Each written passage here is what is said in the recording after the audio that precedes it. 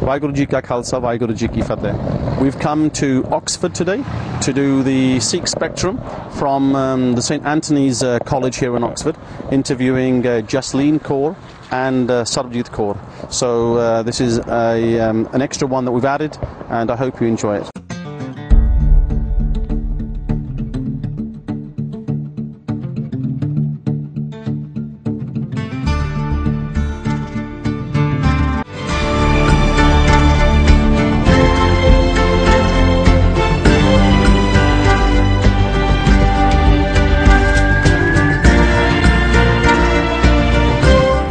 Waheguru Ji Ka Khalsa, Waheguru Ji Ki Fateh.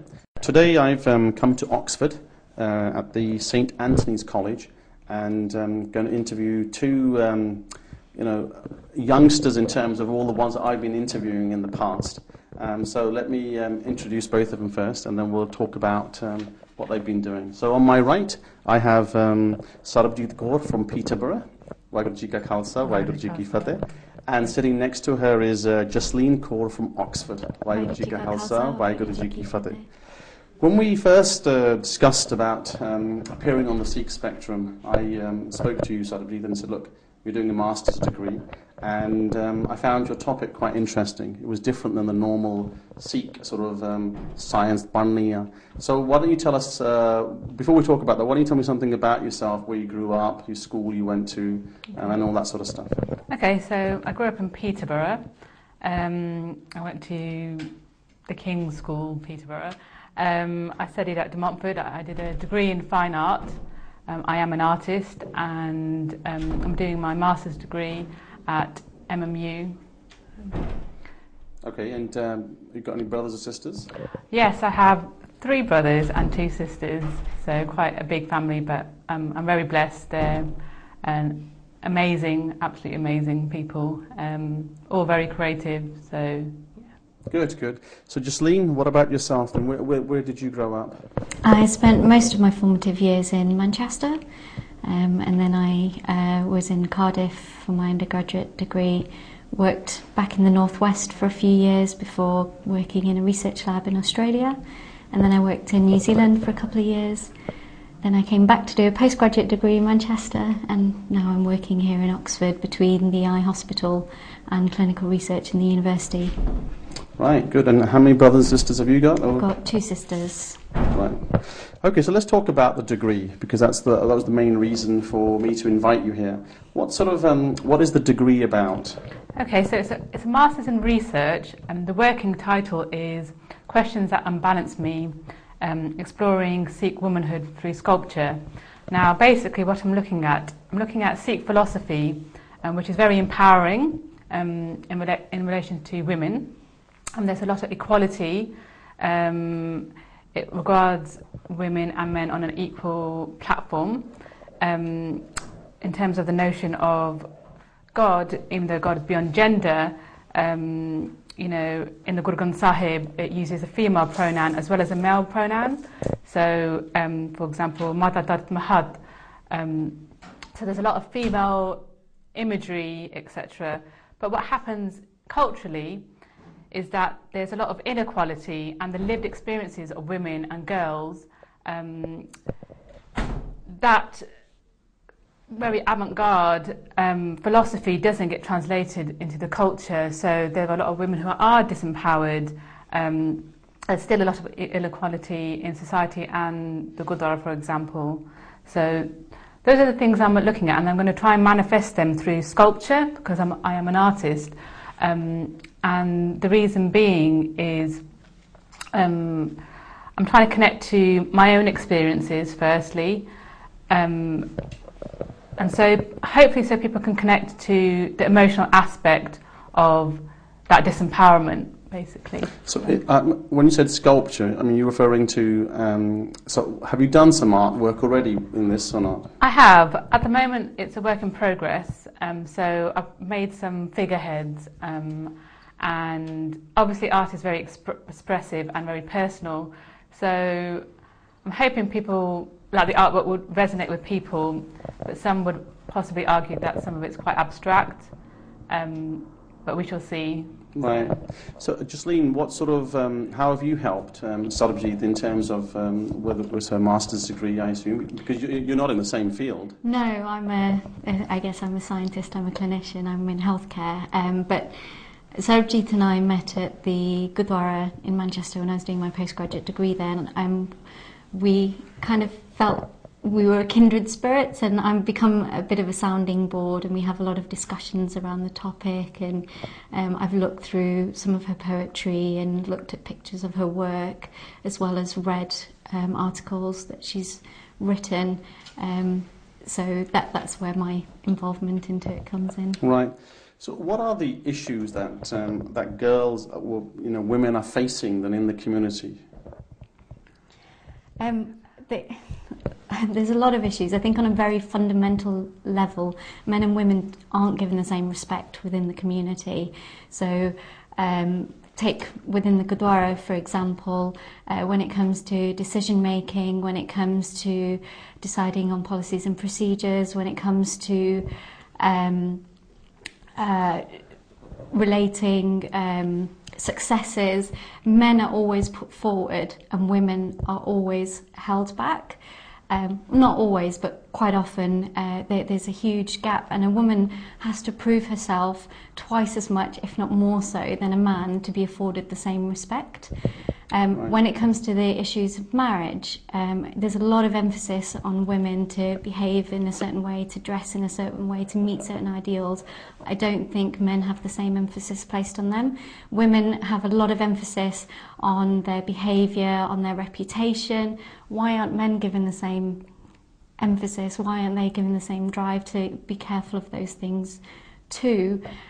Because the Guru Granth Sahib Ji teaches us to live in a certain way, to live an upright moral life. Why is it only the woman that has to carry the board, as it were, on her shoulders? Right. So, but Sarbjeet, how would you put that into expression of art then? Some of the points that Jasleen's just touched on. Well, that is the most difficult part, I think. It's not an easy thing. And I think it goes back to, even though, for example, I would talk to other women and girls and interview for my own kind of knowledge and observe things that are happening in the Gurdwara, I would go back to my own personal experience and feelings. So if I think about maybe an incident, even if it could be a small incident. For example, when I was younger, we used to go to Kirtan classes, and all the girls played the vajja and sang, and then the boys played the tabla. And I was always kind of going, I just really want to play the tabla. Why can't I play the tabla? And I was kind of almost told that actually, girls should sing and play the vajja. Almost like. Boys must whistle, girls must sing, that kind of, that saying. So that's a small incident, and so I would manifest that in a sculpture. That's the hardest thing to describe. So that's why I suppose there's that saying, a picture says 1,000 words. You have to see it, you'll have to see it, and hopefully it will resonate. So it's quite hard to describe that. So it comes from my own personal experience, I suppose. Right, and I think art is like that anyway. I mean, I yeah. recently went to an exhibition at the Udham Singh Reading Room, yeah. and the young girl there that was expressing everything, it was very, very personal, I think. But Jasleen, let me come back to a question that you mentioned about the Gurdwaras and the women's role. Do you not think sometimes women don't take the role themselves, rather than waiting for men, maybe, who we know can be very chauvinist in many ways, but why isn't that women aren't coming forward then? I think there's a couple of reasons. The few women I know who have come forward have had to develop a very thick skin to deal with the environment. And also, you need support. You can't ever do anything on your own. Even Guru Nanak Dev Ji had support. I mean, at the beginning he had the support of Bhai Mardana Ji and Bibi Nanki Ji. So unless a woman has support of either her family or other men and women within the community, it's very difficult for her to cope and actually come forward and achieve anything. So there has to be some level of support there in the first place. Right, right. I also think there's one other issue there, and it's the way unmarried men and women are seen. So, because when a woman remains unmarried, no matter what age she is, she's always treated like a girl. She's spoken to like a girl, she's called a girl, that's how she's treated. When a man of the same age remains unmarried, that doesn't necessarily happen. He is treated like a man, he's treated like the community, and it's easier for him to come forward and get involved as well. So I think that is a major issue. Yeah, definitely. Even in terms of, so despite the fact that the girl or woman may have achieved, you know, not in an egotistical way, but like academically, or she knows her own mind, or she has a great deal of knowledge about Gurbani, she's not given the same status, you know, and I'm not, because you know, some people say, well, isn't this all in your head? But it's not, because women who I've spoken to, if you actually ask the women themselves, not just presume, they will give you similar answers, that this is their experience, and that's again why I'm doing this Masters. So let me go back then, talking about family life. I'd probably agree with you that within the family what happens is the boys are definitely treated different, and we were discussing this point that ਕੁੜੀਆਂ ਨੂੰ ਤਾਂ 10-12 ਸਾਲ ਦੇ ਵਿੱਚ ਕਹਿੰਦੇ ਕਿ ਰੋਟੀਆਂ ਸਿੱਖੋ ਬਣਾਉਣ ਨੂੰ, ਤੇ ਮੁੰਡੇ ਨੂੰ ਇਹ ਕਦੇ ਨਹੀਂ ਕਹਿੰਦੇ ਕਿ ਭਾਂਡੇ ਚੱਕੋ ਤੇ ਸਾਫ਼ ਕਰੋ. So he grows up with that attitude that when he gets married, basically he's looking a replacement for his mother, as opposed to thinking it's a joint relationship. Although, I mean, okay, it's changing, but that is more cultural, I think. Although in English society, there are people in England that think the same. Do you not think that parents could do something about that? I definitely think so. And it is a cultural thing, but I think if you're going to align yourself with Sikh philosophy and you're going to call yourself a Sikh, Sikhism is a very, well, I suppose you can say it's avant-garde, but it is truth, you know, and it is about equality. So, yes, the parents need to go beyond their cultural conditioning, and if they are going to call themselves a Sikh, really embody, you know, that true vibration where, you know, men and women are equal, girls and boys are equal. Not the same, they're not the same, but keep them on an equal platform. So in terms of cooking, you know, cooking is a basic survival almost, you know. It's good to learn how to cook and clean, that's basic. Like if you did live by yourself, I've got a lot of young boys who go to university, and this is again is through experience, and this is again not only in terms of people who I've met at university, but also I'm talking about local people and even kind of immediate family. When they go to university, sometimes they struggle in terms of look after themselves in terms of food, etc. So those things are important, and parents, yes, they can do a bigger role by they themselves embodying equality and kind of going, you know, it's important for my son to learn how to cook and to clean and look after himself. Well, I mean, let me just follow that on then, Jasleen, because one of the things that you're right about university. When boys go there, I think they'll probably struggle about eating and so on. But there is, you know, at home, it's where it's got to start. I mean, there's that definite sort of inequality, yet we'll go to the Gurdwaras and we'll always hear about equality, and they'll quote you loads of Bibiya's names in history. But on a practical level, that just isn't happening, I think. Is there?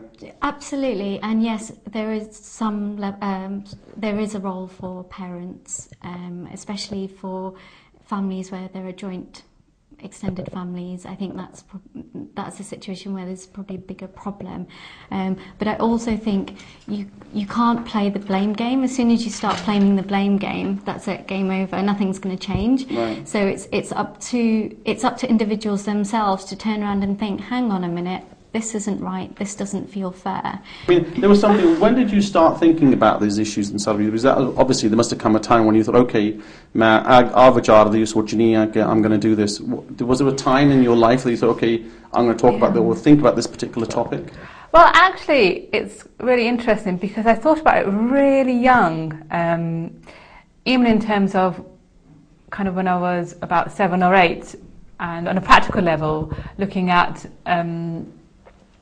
the pictures on the walls in the Gurdwara and kind of going, okay, so where are the women? You know, where are the images of the stories of women who must have been there in our history? For example, Banda Singh Bahadur,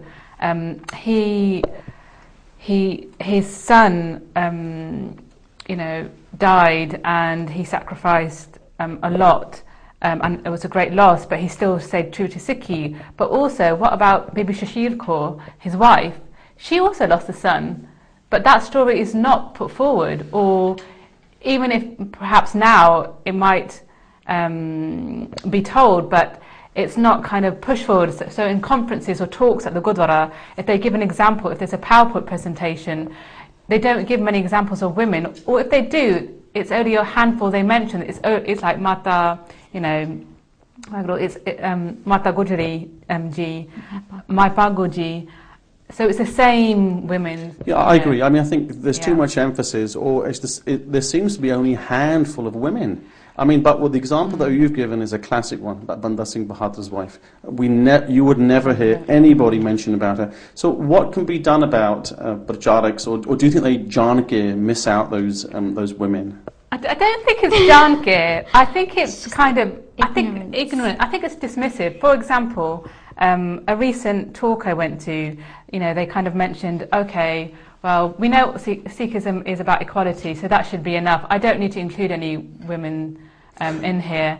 And, you know, you kind of think, wow, are you for real? You know, go and ask the girl who's sitting in that talk. They want female role models. You know, they actually need female role models. They need images of women up there to feel empowered. You know, how are we going to relate to Sikhism if we only see one side of Sikhi? You need to bring women speakers in. You need to show images. So what about, let's talk about Kathavachiks, or talk about Granthis for a second. I mean... sorry, what's Katha? These are the people that preach. Okay. Katha karde hai. Acha. So for example, in India, I know the most famous Kathavachik at the moment is a Gyani called Gyani Pindrapal Singh. Right, so here is a gentleman. I have hardly ever seen a lady give katha, which means to give a service as such. It's always done by men. Just like the majority of the Kirtan Wale are men.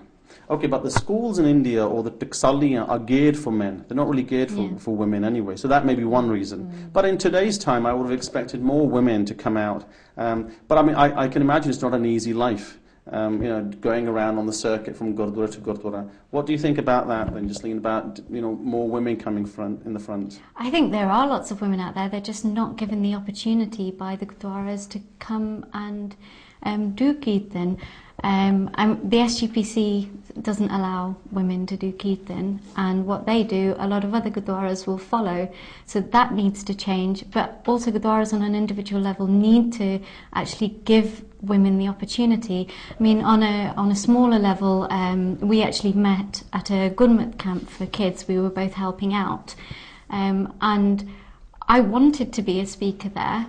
It was a struggle to become a speaker there and be able to do the topics I wanted to do to the audiences. I wanted to do that, and the excuse you often hear, that we've both often heard, is, oh, there aren't many good women speakers.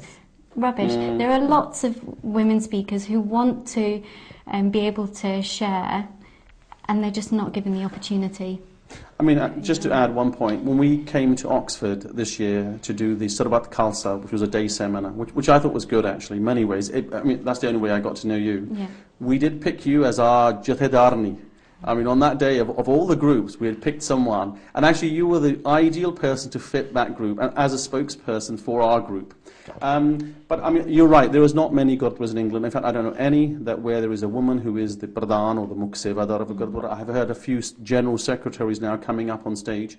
So you think there's that sort of still issue about, you know, keep the girl behind rather than pushing her forward? And well, I think it's not only about keeping the girl behind. I think, you know, it's all wrapped up in the whole thing about izzat, you know, and honour, and we're not going beyond that. You know, okay, so if we talk about izzat, you know, and in terms of if a woman Kirtani goes from Gurdwara to Gurdwara, okay, if you're talking about respect, you know, kind of honouring her and making sure she's safe, then why don't put the support networks to ensure she's safe. So you kind of go beyond that issue.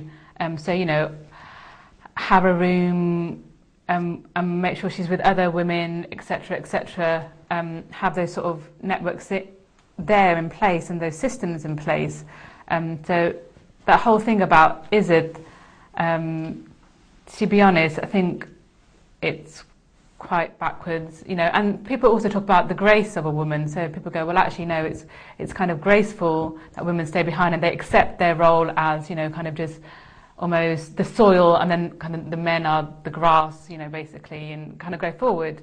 But not even in that sense, you know, because I'm dissing men, but what I'm saying is you can also be a graceful leader. You can be a graceful spokesperson. You can be a graceful Kirtani. But also, I think it's also not only about men, it's also women become the agencies of, I suppose, in some ways, oppression. So women also kind of oppress other women. Okay, but what about the generation gap? I mean, you know, those kids that are growing up now, second, third generation in the UK. What about those, Jasleen? Do you think they've still got the same atta as their parents, or is it slightly moving? I think it is moving, but a lot of attitudes are ingrained from quite a young age, so it's quite difficult to completely get away from that. And as I said, unless you've got support, it's very difficult to break away. So unless you have your own social network to help pull you forward, it's very difficult to disengage from those attitudes. For example, you know, talking about support now, because you kind of get instilled this kind of fear in you as well, like don't be outspoken, you know, ena kar, ona kar, you know, edana bet, you know, ena, you know, all those things. So you do kind of have that ingrained in you. So I think I personally would have found it more difficult, for example, to do this talk if I didn't have the support of Jasleen. I think I would have been. Not that I'm not, you know, kind of strong-minded, etc., but you do have an element of fear, etc., because no one wants to be shunned from the community as such. So I think it's important to have that support. And speaking of Izzat, I think also people are very quick to judge women. So if you see a lone woman, especially of a certain age, people are very quick to come to conclusions, whereas they don't necessarily do that so quickly with a man. Modern day Sikhi has been mixed up with culture, Indian or Punjabi culture, and a lot of Sikh philosophy is at loggerheads with culture, with the traditional culture, and that's what the Gurus were trying to pull us away from.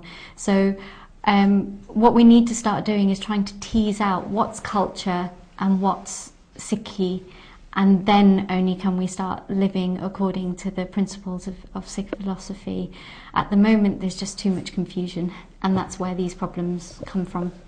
So what about, you know, I won't call you youngsters, but you are younger than me. But what about going and giving talks in Gurdwaras or other universities? I mean, I've been hearing all the good work that the Sikh university, you know, societies now do, and this Oxford's no difference. That's why we're here today.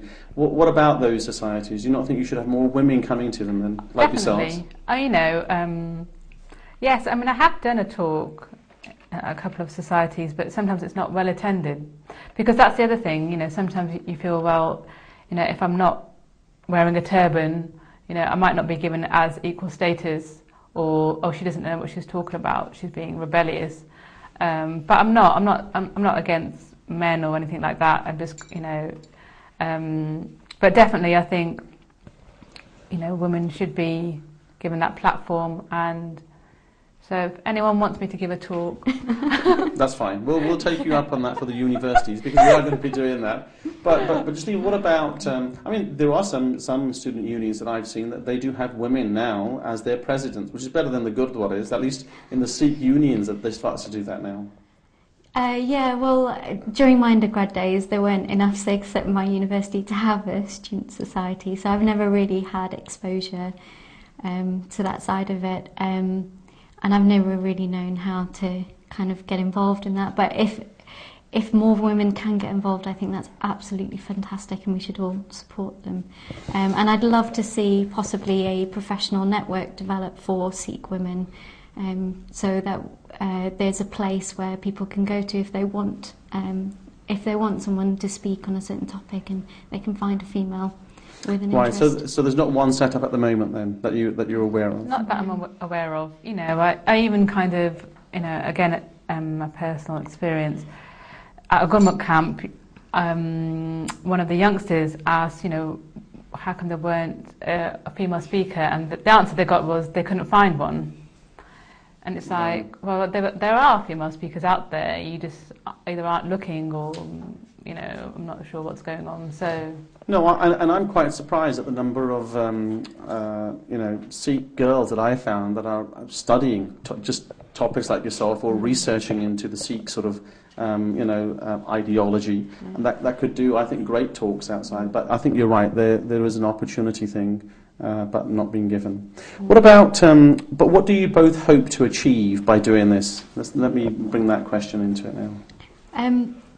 Just want to empower and inspire the next generation of women so that they will stand up and they will be able to break themselves free from the cultural shackles and the inequality, and in turn hope they inspire the next generation, and so on, until we do reach a level of equality that Guru Nanak Dev Ji would be proud of.